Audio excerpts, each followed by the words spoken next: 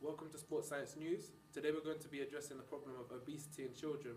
According to Bupa, obesity has tripled over the last 10 years, and the latest figures show that 19.1% of children aged 10 to 11 are obese.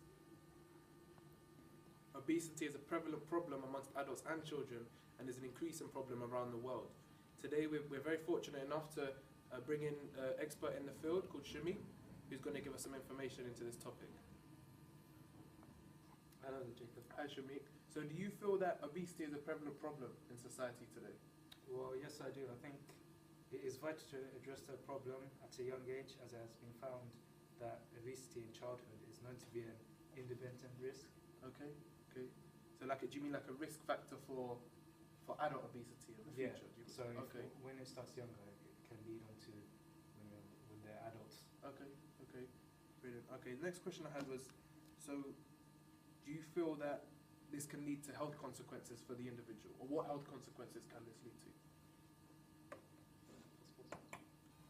Well, yes, there are consequences. I have made some notes to address this. So the first note is that hypertension and abnormal glucose tolerance occur with increased frequency in obese children. Wow. Therefore, this can lead to type 2 diabetes, which is more common. Wow, so it's a very significant topic then. Yeah, it's really Okay. Does obesity also pose other effects on the body, on other parts of the body, let's say, such as the joints or heart, placing stress on the heart? Does that come into account? Well, as yeah, well? it would place stress on the joints. Okay. Because it can have a detrimental effect on the weight-bearing joints, such as the knees and hip.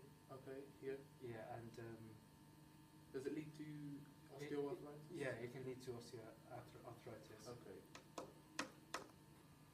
Also, however, the heavier the weight, it can lead to more stress on the joints, and this can damage the cartilage in the bones, which could lead to pain, and which is basically arthritis in itself. So does that mean sort of the heavier weight wears away that cartilage? Yeah, it basically wears away. Oh, I see. Okay, cool.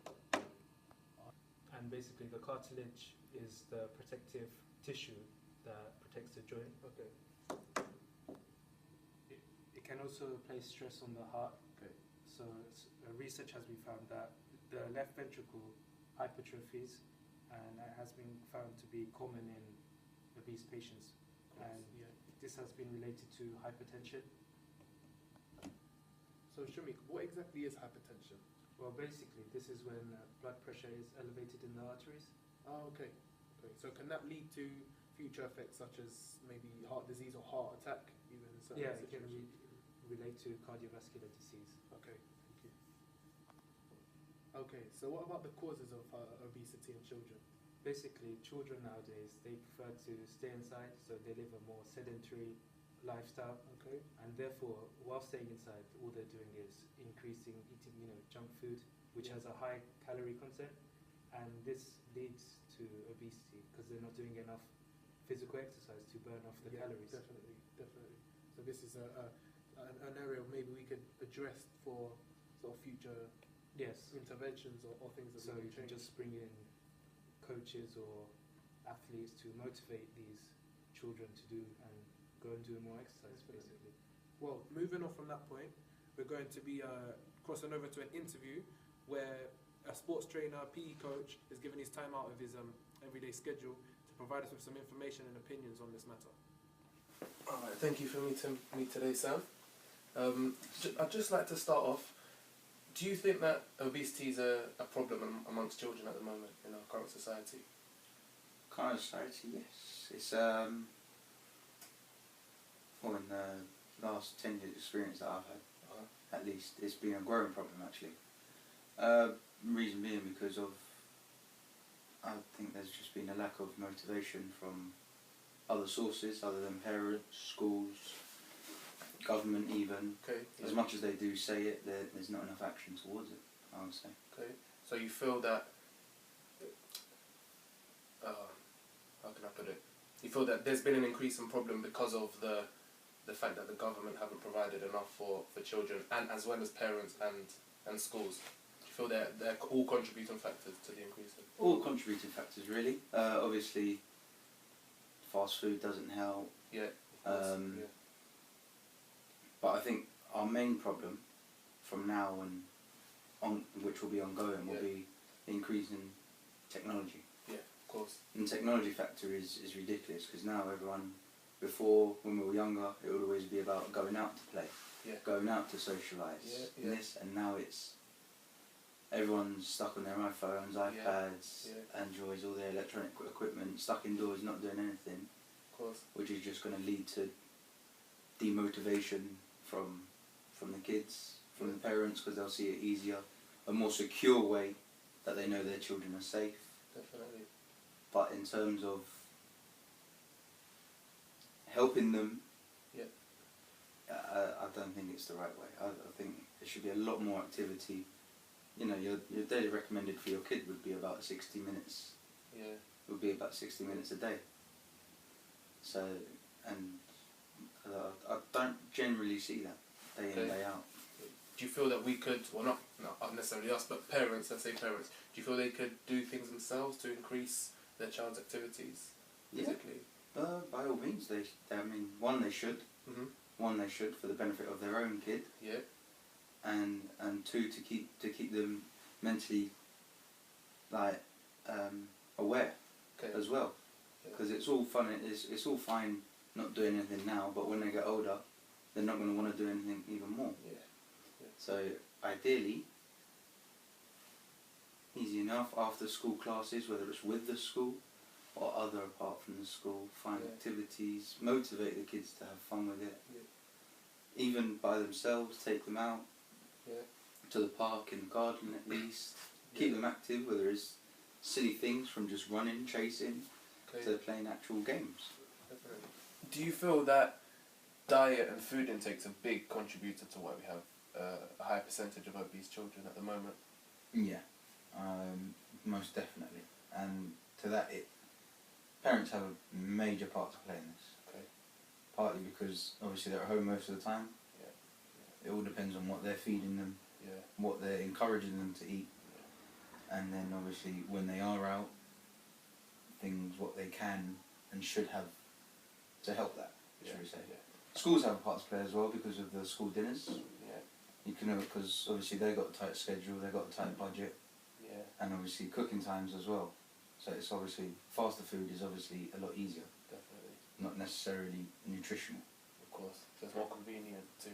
Again, it's the convenience of it all, really. Convenience plays a major part because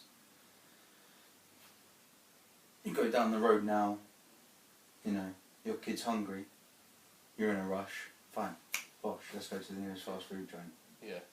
And it's easier. So they're fed, you know they're fed, you know they're not going to starve, but then in time to come, we have the obesity problem. Definitely. Well, thank you for your time today. I No appreciate problem. it. Thank you. Take care. Take care. Hi there, my name is Tashan. We're going to go through one of the interventions we created for childhood obesity. Okay, the intervention program we created is similar to the Obelix. This consists, the Obelix consists of a 12-month intervention that is aimed at children between the ages of 6 and 16.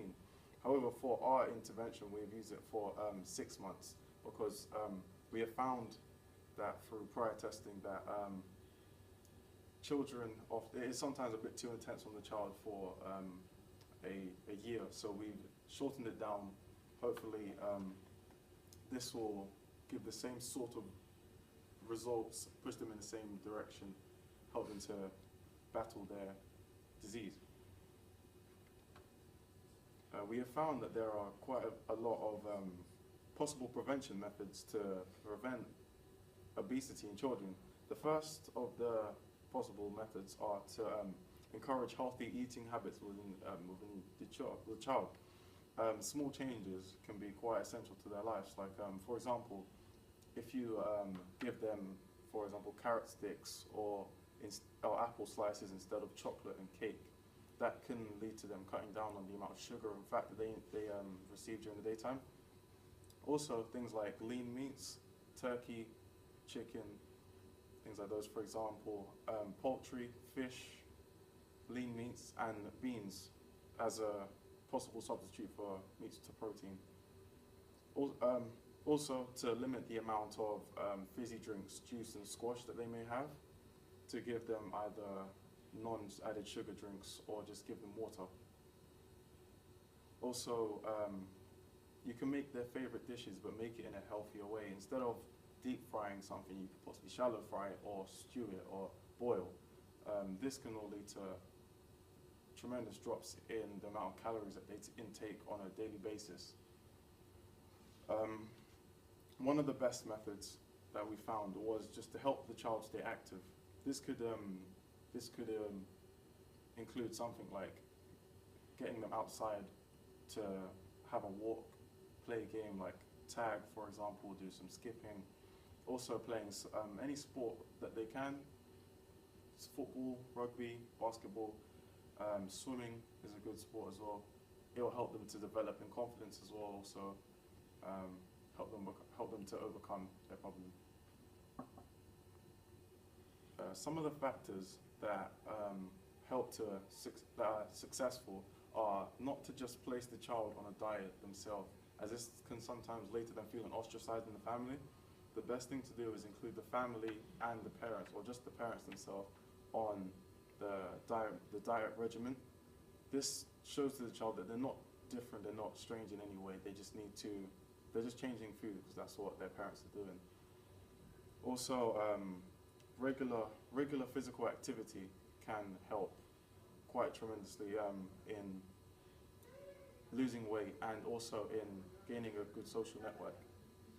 Obesity is an excessive accumulation of fat which impairs health, and it can be measured by BMI, which is biomass index, that based on the height and the weight.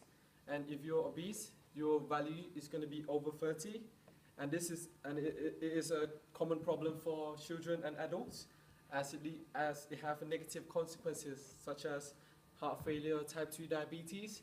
So that's why we need to tackle the problem to have the healthy population. This has been Sports Science New. Thank you for listening.